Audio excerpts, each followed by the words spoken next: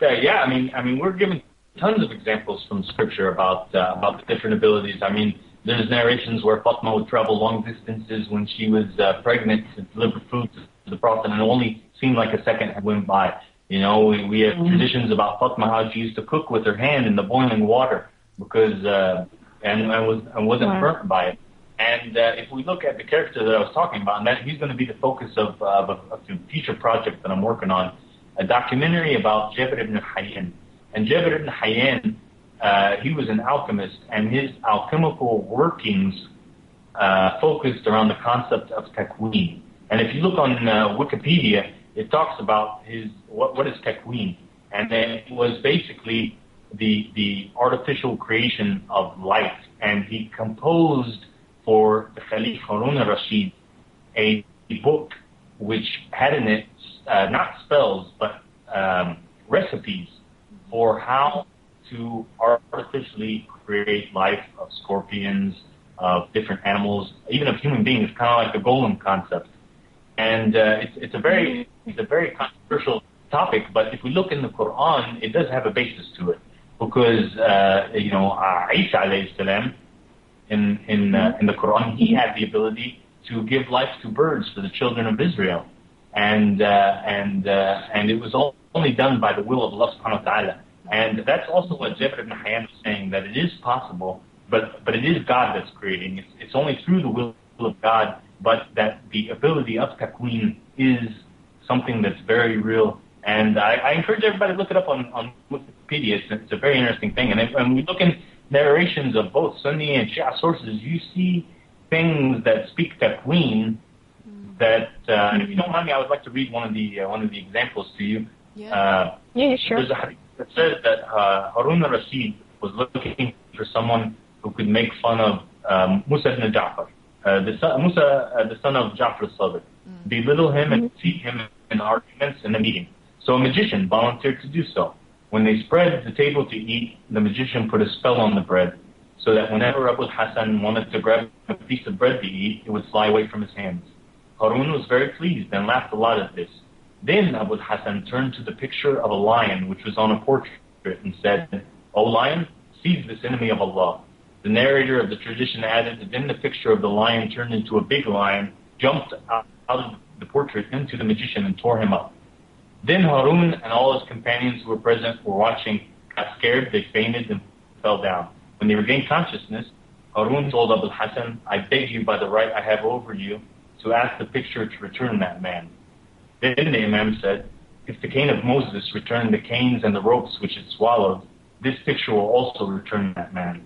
So regardless of whether you believe the narration and regardless of whatever your background or your beliefs are, this concept, this idea of takween is what I would like to explore more. I'm not saying that it's possible for anybody. I'm not saying it's possible at all. I just am to explore the possibilities, the narrations, the stories of people who actually were able to manipulate matter with their minds. Are you familiar with the sorry to cut in, but are you familiar with the Project Superman story?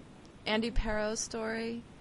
He was called Project Superman. He was a CIA, mind control specimen, and he was like their greatest success. And then they put him, I think, in the Montauk chair, and asked him, create a palette of gold. He had this incredible mind powers, this guy, and he writes his own story. And I would suggest, there is like this one little X-rated part, which okay, close your eyes on that. But it'd take like 3 hours to read online. It's one of the most fascinating stories I have ever read, and it's written from the guy himself. If you believe it's even true, but I happen to believe it's true. And he went in the underground bases, saw the lizards, the whole thing. He saw the Greys. He said the Greys tried to overpower his mind, and he even warned them. He said, "You try that again, and I'll kill you." And the Grey tried to do it again, and he just squashed him. He just ended him. And it's just a fascinating story, but they put him in the Montauk chair, I believe, and then they say, "Okay, create a palette of gold for us." And he creates a palette of gold. No, he says, "I can do better than that." And they're like, "Okay, go for it." These are like government guys, and he said total Nazis. These guys some of them were Germans. It's just, you got to read this story. But And then he says, like, you know, he creates like this, like, you know, like a treasure chest you see in the cartoons, you know, just dripping with jewels and stuff and big diamonds and stuff. And then another time they said they put him in the chair, and then they were like warned him. They were like, do not create that beast that you created that other time, you know, because one time he created like this monster that almost, you know, almost tore the place apart, and they had to tell him, no, put it away. But very fascinating story, and it goes into like everything you talk about in the whole Dajjal series. I mean, it touches like on so many of those things, you know, about the power of the mind and the power to, like you say, manipulate matter. And I'm wondering, are we going to go there? And then that makes me think of so many things I want to say. Gosh. Have you ever heard of the Anastasia Ringing Cedars series, a series of books? I don't know if you've probably not heard of that. No? No, I haven't. Please send me the names and links to these books that you're talking about afterwards, because I'm very much interested in exploring this. Okay. These books they're becoming bestsellers all over the world, and I really want you to read it, because I think there's a trick in the middle of the whole thing. But I would say 99.9% of these books are just amazing and inspiring, and you know, it's like this woman, and she's just talking about, like, you know, if we could all purify. She lives in the middle of the taiga forest, you know, the biggest forest in the middle of Siberia, with nothing. She doesn't have a house. She doesn't even have, like, proper clothing. And she's just saying mankind has completely lost their abilities through the ages. My people have remained pure because, you know, when, you know, just evil was spread all over the place, we were in the middle of this forest, and we've been able to remain pure and connected with God. And you wouldn't believe the abilities you guys have. She can, like, astrally project, and she can go, you know, visit, aliens on planets and see what they're doing and all these things. And then she kind of explains all this stuff in the book. Now, okay, most of the people listening to me are like, oh, this woman is just crazy, but I don't care. Anyway, you know, these are best-selling books, which to me is a huge sign in and of itself, because these books are not advertised. The fact that these books have all this amazing information and saying these very things that we're talking about are becoming bestsellers the world over is a huge sign of the transition that, you know, we must be headed for, you know. We wanted to talk about also about, you know, the final battle, you know. Okay, I'm a mommy, and, you know, when you see pictures of babies burning or something, it just, you know, of course it just tears you up. And I think about, you know, the final battle, and we're always talking about guns and guns and guns, right? And it's like this fight fire with fire, and guns are what? Firepower.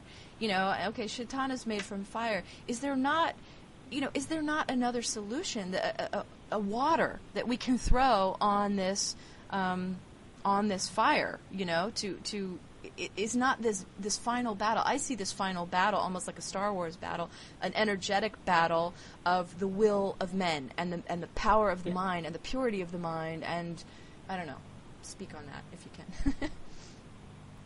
I do think that it is exactly what you're saying, because I'll tell you what, there's narrations that talk about how the Imam Mahdi, when he appears, and this is from Al-Mazahib, when he appears, Earth is somehow transformed into this sort of heaven on earth, and people are able to experience this bliss that they've never experienced before. And there's tons of stories about, you know, people being in the presence of highly spiritual individuals who are vibrating at extremely high levels, who act sort of as avatars. Like if you have a tuning fork and it's vibrating at a high level, and you have around it a bunch of smaller tuning forks that are vibrating at lower levels, the higher vibrating tuning fork will automatically affect the ones around it.